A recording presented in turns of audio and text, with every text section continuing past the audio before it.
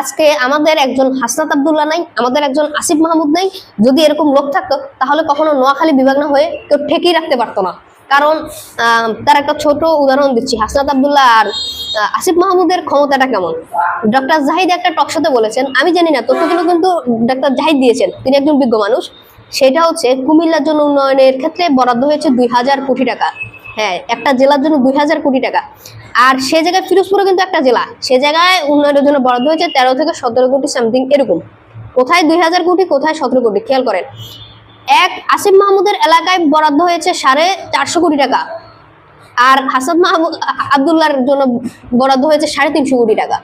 তাহলে কুমিল্লা বিভাগ হবে নাকি নোয়াখালী বিভাগ হবে? মানে এটা কেন হচ্ছে? জুলাই সনদে বলা হয়েছে ফরিদপুর এবং কুমিল্লা বিভাগ চাই। আমরা কি জুলাই করেছি কুমিল্লার ফরিদপুরের জন্য?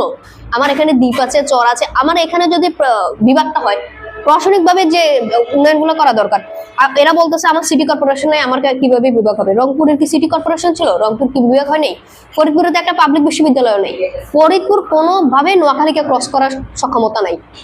তাই এখনো সময় আছে, আপনারা বৃহত্তর নোয়াখালীকে কেন্দ্র করে কুমিল্লা থেকে বের করে দেন, কিংবা কুমিল্লাকে সংযুক্ত করে নোয়াখালী বিভাগ করেন। দুইটা দাবি। আর যদি এই কিছুই না পারেন তাহলে শেষমেশ আমরা যেখানে ছিলাম চট্টগ্রামে, আমরা চট্টগ্রামের সাথে বিভাগ চাই। কারণ একটা সময় এসে ইনশাল্লাহ আমরা বৃহত্তর নোয়াখালী বিভাগ হবই। আর বিভাগ না হলে আমাদের সার্বিক উন্নয়ন কখনো সম্ভব না। কারণ আমার অনেকগুলা চর আছে, আমার আছে দ্বীপ, আমার জেলা আয়তনে বৃহত্তর নোয়াখালী অনেক বড়। এই জায়গায় প্রশাসনিক উন্নয়ন করতে হলে অবশ্যই বিভাগ করতে হবে। তাই সবাই নোয়াখালী বিভাগ চাই, গণ আন্দোলন গড়ে তুলুন। আমরা আসছি সোনাইমুড়িতে, দীর্ঘ সময় ছিলাম এখানে, এখনো কথা বলছি, আপনারা কথা বলেন। ধন্যবাদ।